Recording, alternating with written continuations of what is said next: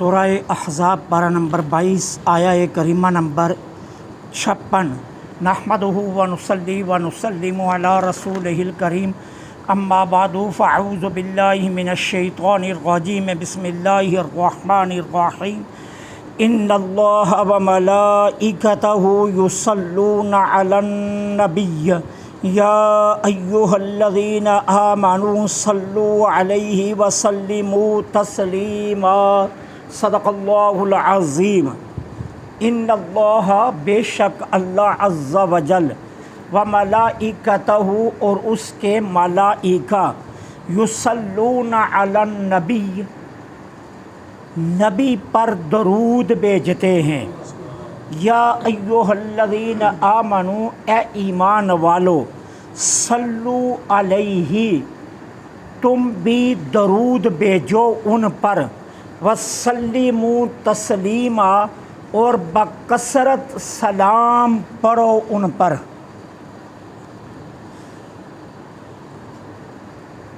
کفار نے اسلام کے خلاف ہر حربہ استعمال کیا۔ اہل مکہ نے بے بس اور کمزور مسلمانوں پر وہ ظلم و ستم ڈھائے کہ جن سے بدن کانپ جاتے ہیں، لیکن ان کے جذبہ ایمان میں ایک رتی کے برابر بھی کمی نہیں لا سکے۔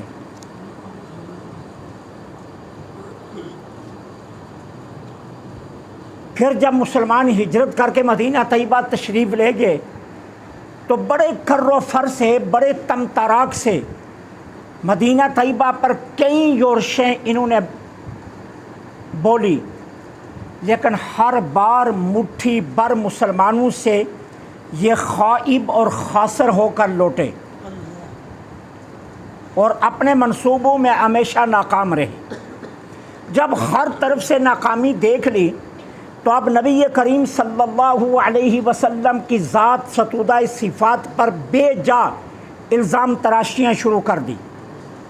اور ان الزام تراشیوں کا مقصد کیا تھا؟ مقصد یہ تھا کہ ایمان کی اس روشن اور منور شمع سے لوگ متنفر ہو جائیں اور یوں اسلام کی ترقی رک جائے۔ اللہ جل سبحانہ و تعالی نے اس موقع پر یہ آیہ کریمہ نازل فرما کر ان کے اس منصوبے کو بھی خاک میں ملا دیا۔ فرمایا تم چند لوگ میرے محبوب کی شان میں عرضہ سرائی کرتے ہو، تمہاری عرضہ سرائی سے کیا فرق پڑے گا؟ ایک بات یاد رکھ لو، یہ میرا وہ رسول ہے، میرا وہ محبوب ہے کہ میں اپنی لسان قدرت سے اس کی ثنا کر رہا ہوں۔ اور صرف میں ہی نہیں، اربوں خربوں کے اعصاب سے میرے ملائکہ اپنی پاکیزہ اور نورانی زبانوں سے ہر لمحے میرے محبوب کی ثنا میں مصروف عمل ہیں، لہذا تمہاری عرضہ سرائی سے کوئی فرق نہیں پڑے گا۔ اب اگر آپ ان جملوں پر اگر آپ عربی سے شغف رکھتے ہوتے تو بڑا ہی مزہ آپ کو آتا کہ اللہ جل سبحانہ و تعالی نے یہاں کیسے کیسے محبوب کے ساتھ محبت کے انداز اپنائے۔ اب فرمایا ان اللہ، بے شک اللہ اور اس کے فرشتے اپنے محبوب پر درود بھیجتے ہیں۔ جب لفظ صلاۃ کی نسبت اللہ کی طرف ہو تو پھر اس کا معنی کیا ہوتا ہے؟ ثنا کرنا، تعریف کرنا۔ اب مطلب اس کا کیا بنے گا؟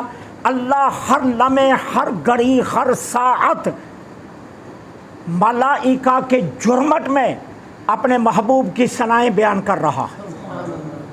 دنیا میں اپنے محبوب کے دین کو غالب کر کے، دنیا میں آپ کے ذکر کو رفعت عطا کر کے، دنیا میں آپ کے ذکر کو بلند کر کے، دنیا میں آپ کی شانوں کا اظہار کر کے اللہ ہر لمحے اپنے محبوب کو ترقیاں عطا فرما رہا ہے، اور قیامت کے دن محبوب کی شفاعت امت کے حق میں قبول کر کے مقام محمود پر فائز کر کے اجر و ثواب عظیم عطا کر کے اولین اور آخرین کے سامنے اپنے محبوب کو رفعتیں عطا کر کے محبوب کی شانوں کو اشکارا کر دے گا۔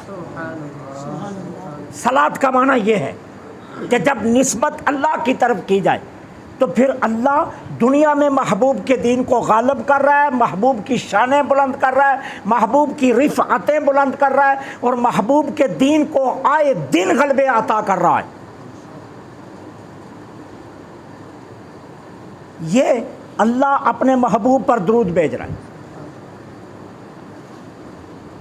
ایک افغانستان ہے نا، ایک افغانستان، دو دنیا کی سپر طاقتیں یہاں سے مار کھا کر گئی ہیں، پہلے روس اور پھر اب امریکہ۔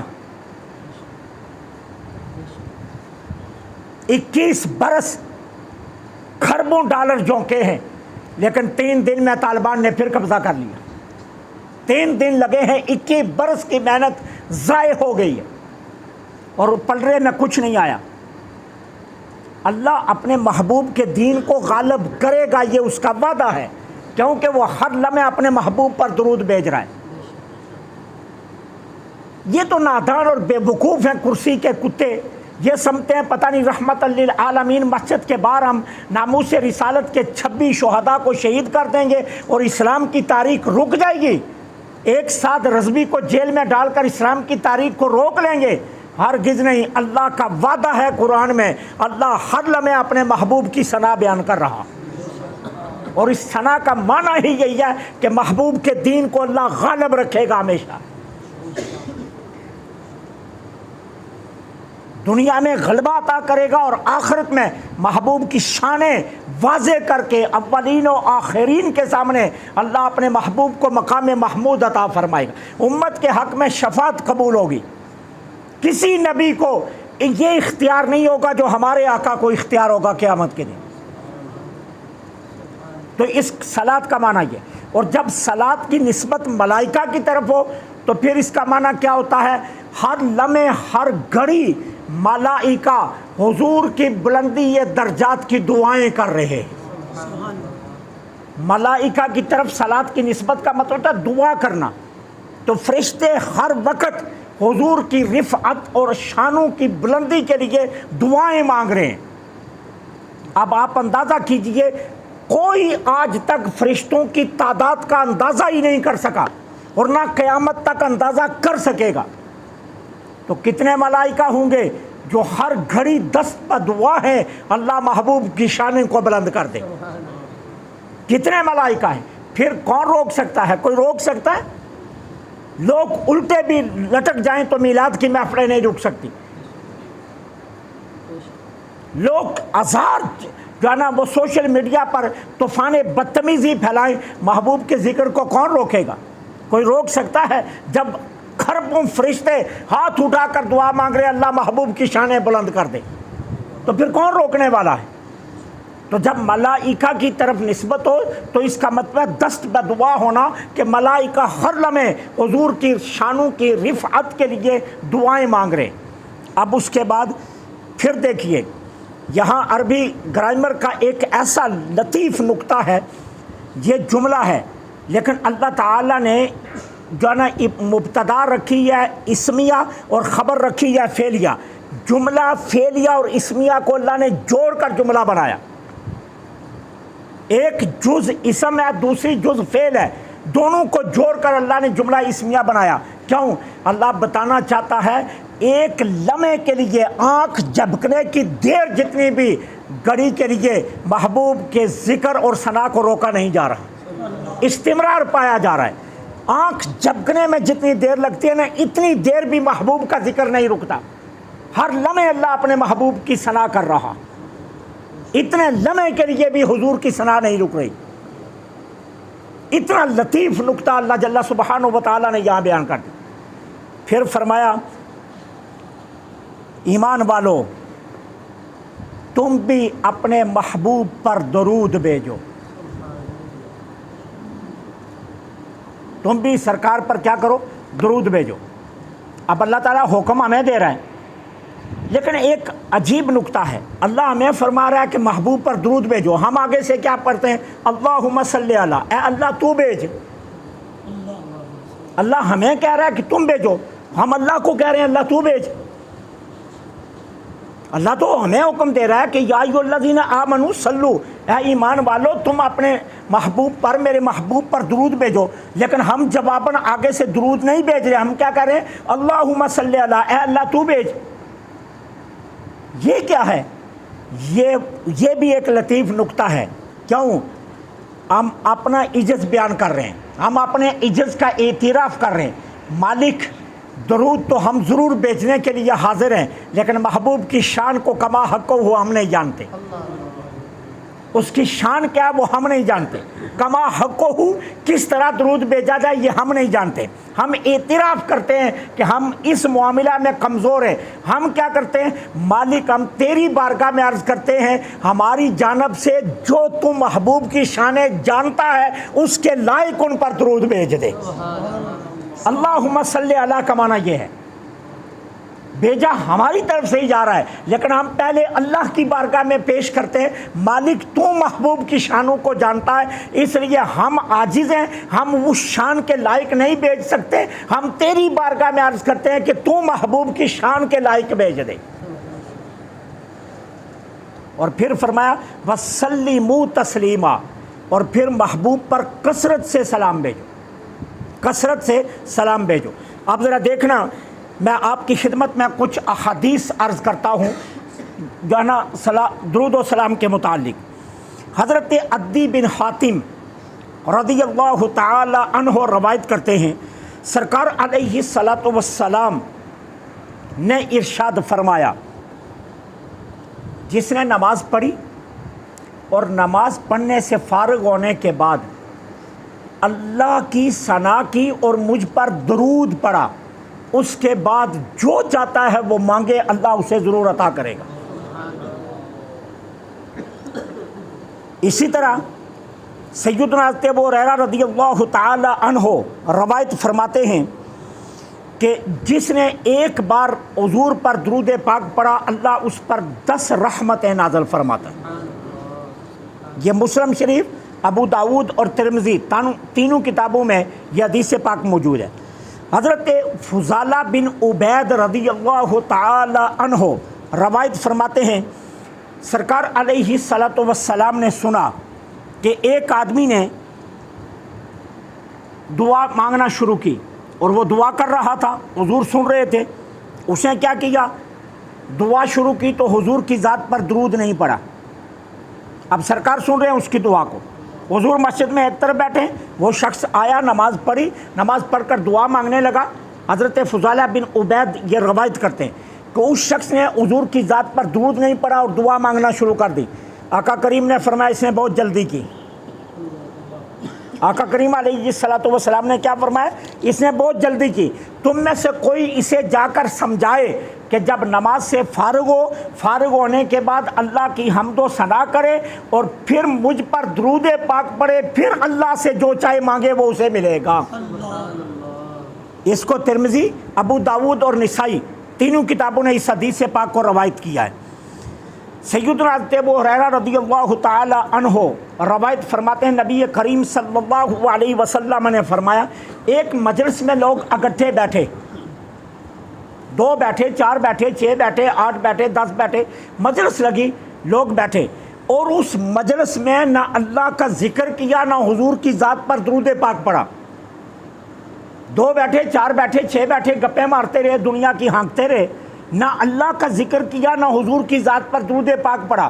میرے آقا فرماتے ہیں قیامت کے دن یہ مجلس ان کے لیے حسرت کا باعث بنے گی۔ حسرت کا باعث کیا؟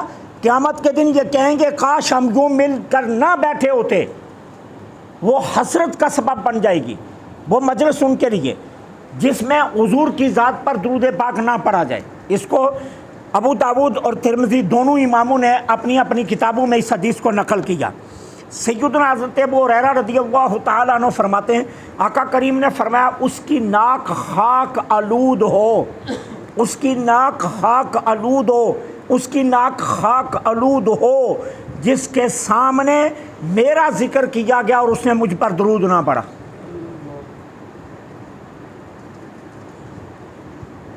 میرا نام نامی اسم گرامی اس کے سامنے آیا اور اس نے مجھ پر درود نہ پڑھا، اس کی ناک خاک آلود ہو۔ ناک خاک آلود یہ جملہ سرکار اس وقت فرماتے تھے جب انتہائی حضور سخت کسی پر ناراض ہوتے تھے، اور کئی محدثین نے اس کا معنی یہ کیا کہ وہ تباہ و برباد ہوا۔ ناک خاک آلود ہونے کا معنی یہ ہے کہ وہ تباہ و برباد ہوا کہ جس کے سامنے آقا کریم کا اسم مبارک لیا گیا اور اس نے سرکار پر درود پاک نہیں پڑھا۔ سیدنا حضرت ابو ہریرہ رضی اللہ تعالی عنہ روایت فرماتے ہیں آقا کریم علیہ الصلوۃ والسلام نے فرمایا جو شخص مجھ پر سلام پڑھتا ہے، جو شخص مجھ پر کیا پڑھتا ہے؟ سلام پڑھتا ہے۔ یہ حدیث ذرا اپنے ذہنوں میں محفوظ رکھنا، اسے بھولنا مت، یہ حدیث آپ کو بہت کام آئے گی۔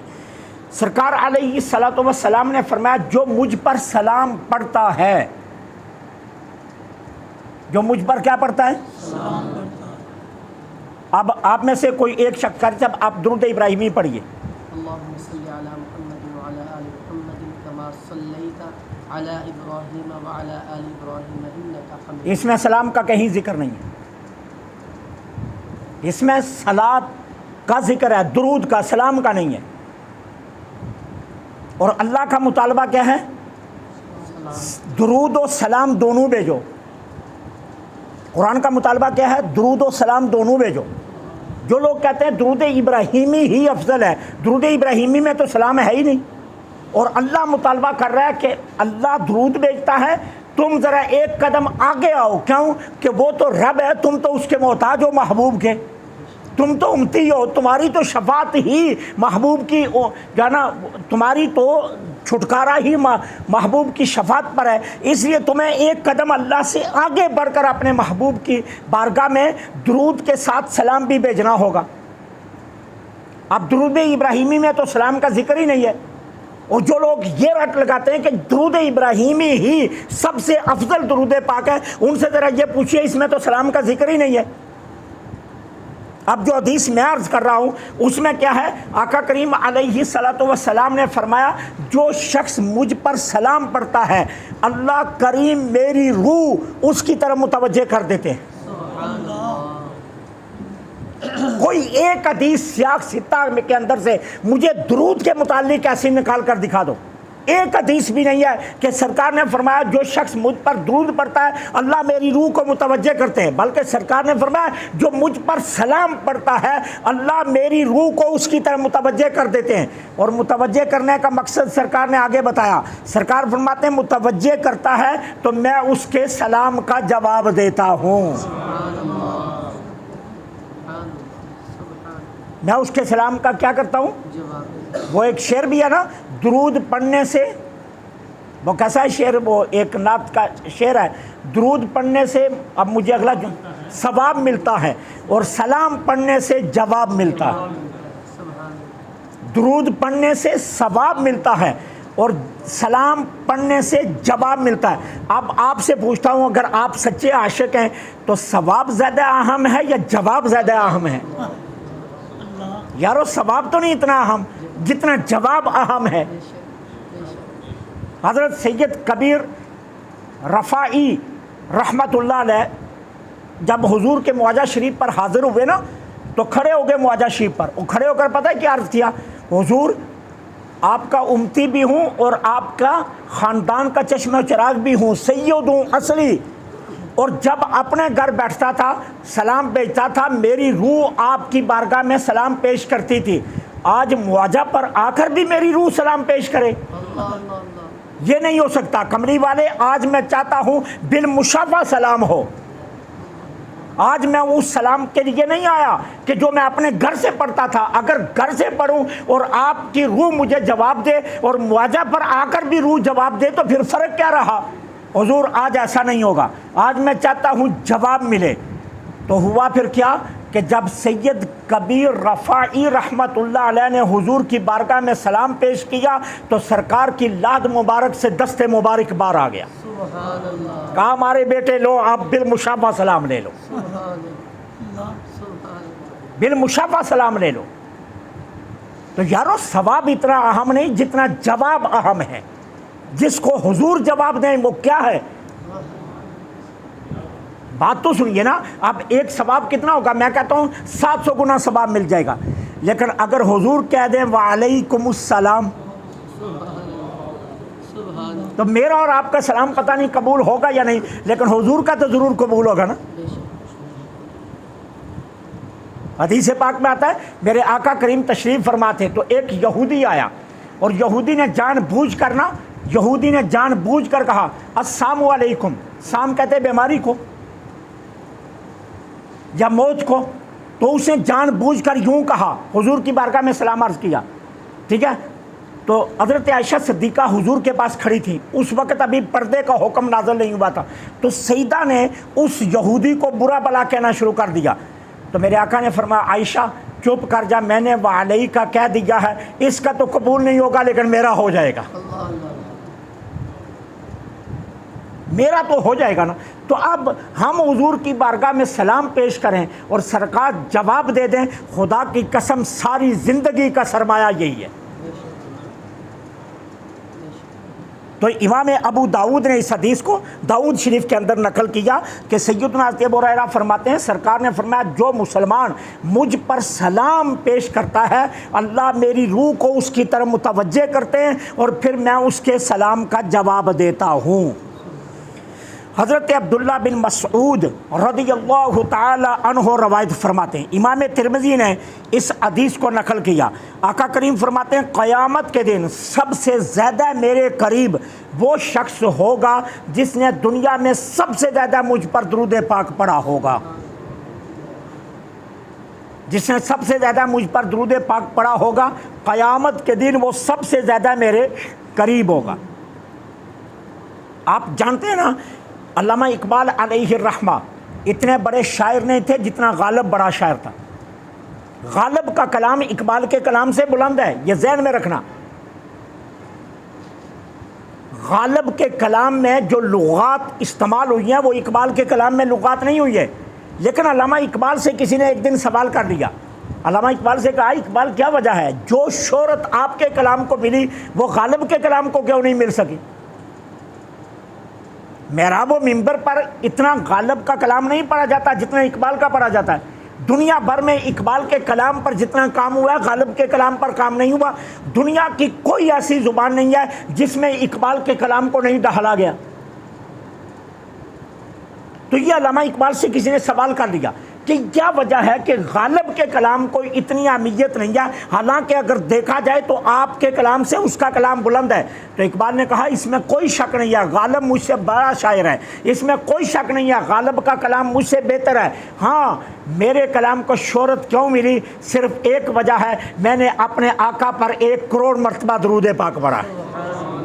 اقبال کہتا ہے میری شہرت کا سبب کلام نہیں ہے, جب اقبال نہیں ہے, میری شہرت اور میرے کلام کی شہرت کا سبب وہ درود پاک ہے جو میں نے آقا کریم کی بارگاہ میں پیش کیا ہے, کیونکہ میں نے 1 کروڑ مرتبہ اپنے آقا کی بارگاہ میں درود پڑھا ہے. تو اس لیے اللہ نے مجھے یہ شہرت عطا کی ہے. کتنے کتنے نامور لوگ تھے, کتنے کتنے بڑے لوگ تھے. میں آپ کے سامنے فہرست رکھوں تو آپ دنگ رہ جائیں گے. پیر جماعت علی شاہ صاحب کتنی بڑی شخصیت ہے, پیر عبد الرحمن مانکی شریف والے کتنی بڑی شخصیت ہے, خواجہ شمس الدین کتنی بڑی شخصیت ہے, خواجہ قمر الدین سیالوی کتنی بڑی شخصیت ہے, آپ علامہ ابو الاسناد قادری کتنی بڑی شخصیت ہے, علامہ مولانا سردار احمد محدث اعظم پاکستان کتنی بڑی شخصیت ہے, اعلیٰ حضرت کے شہزادے کتنی بڑی شخصیت ہے. یہ وہ لوگ ہیں جنہوں نے قائد اعظم کی قیادت میں کام کیا. اوپر قائد اعظم تھا, نیچے یہ لوگ تھے. کتنے بڑے نام ہیں یہ, اتنی بڑی بڑی شخصیات نے قائد اعظم رحمت اللہ علیہ کے نیچے کام کیا. اور کمال کیا تھا, قائد اعظم کو اتنا نحیف, اتنا کمزور, اتنا لاغر سا ایک بندہ اور اتنا بڑا ملک ہمیں دے کر چلا گیا. کمال کیا تھا قائد اعظم رحمۃ اللہ علیہ جتنے مرضی مصروف ہوتے عدالتوں میں، کیسز کے اندر، سیاست میں، کانگریس میں، پھر مسلم لیگ میں، پھر بڑے بڑے پروگرام کرتے، قائد اعظم اگر رات کو 1 بجے بھی فارغ ہو کر آتے، قائد اعظم کا معمول تھا اتنی دیر تک نہیں سوتے تھے جتنی دیر تک میرے آقا کی بارگاہ میں 500 مرتبہ درود پاک نہیں پڑھ لیا کرتے۔ یہ قائد اعظم کا معمول تھا۔ یہی وجہ ہے کہ جب قائد اعظم ناراض ہو کر چلے گئے برطانیہ تو ایک دن کہتے ہیں کہ رات کو اٹھے اور اپنے کمرے میں تیز تیز چکر لگا رہے تھے، تو خادم نے پوچھا حضرت کیا ہوا؟ کہا سامان باندھو، میں نے واپس جانا ہے ہندوستان۔ تو اس نے کہا آپ تو ہندوستان سے ناراض ہو کر آئے، آپ تو فیصلہ کر کے آئے تھے کہ میں نے واپس نہیں جانا، آپ تو ان لوگوں سے بیزار ہو کر آ گئے تھے اور آپ نے حتمی فیصلہ کیا تھا، سارا سامان لے کر آپ برطانیہ آ گئے تھے، اب کیا ہوا؟ کہا نہیں میں نے کل ہر حالت میں واپس جانا ہے۔ تو جب اس نے مجبور کیا تو کہا ابھی میں درود پاک پڑھ کے لیٹا ہی تھا، سرکار خواب میں تشریف لائے اور فرمایا محمد علی جناح اٹھو، ہم نے تجھے انگلستان کے لیے تو نہیں، ہم نے تو تجھے پاکستان بنانے کے لیے تیار کیا ہے۔ تو یہ جو محبتیں ملی تھی یہ درود پاک کی کثرت کا سبب تھا، یہ درود پاک کا کمال تھا جو یہ محبتیں ملی تھی۔ ان محبتوں کی بنیاد پر اللہ تعالیٰ نے آپ کو یہ عطا کی تھی۔ حضرت اوس بن اوس رضی اللہ تعالی عنہ روایت کرتے ہیں سرکار علیہ الصلوۃ والسلام نے فرمایا تمہارے دنوں میں سب سے افضل دن جمعہ کا دن ہے، اسی دن آدم پیدا ہوئے، اسی دن ان کے اندر روح ڈالی گئی، اسی دن قیامت آئے گی، اسی دن لوگ سور پھونکا جائے گا اور لوگ مدہوش ہو جائیں گے۔ فرمایا سنو جمعۃ المبارک کے دن مجھ پر کثرت سے درود پاک پڑھا کرو، کیونکہ جو جمعہ کو درود پڑھتا ہے اس کا درود میں ڈائریکٹ خود سنتا ہوں۔ جمعہ کے دن میری ذات پر کثرت سے درود پاک پڑھا کرو۔